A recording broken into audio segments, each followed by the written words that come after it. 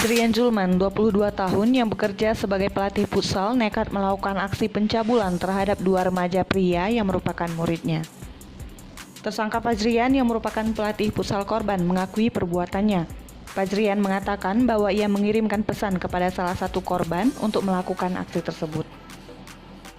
Dirinya sempat mengiming-imingi korban agar tergiur melakukan aksi yang ia inginkan, kemudian memberikan uang Rp100.000 untuk kedua korban.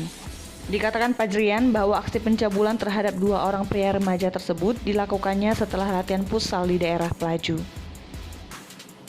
Fajrian berdalih bahwa saat kejadian ia terhasut bisikan setan yang menghasutnya agar melakukan hal tersebut kepada dua remaja tersebut.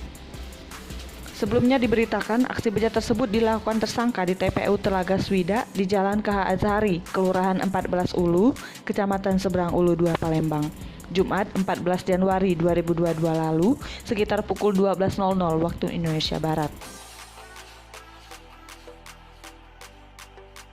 Di Reskrimum Polda Sumsel, Kombes Pol M. Anwar Rekso Wijoyo melalui Kosubdit 4 Reknata Kompol Mas Noni, Kamis 10 Maret 2022 mengatakan, aksi tersebut baru diketahui saat korban melaporkan kejadian. Atas perbuatan yang dilakukannya, tersangka dikenakan pasal 82 Undang-Undang 17 tahun 2016 dengan ancaman hukuman 15 tahun penjara.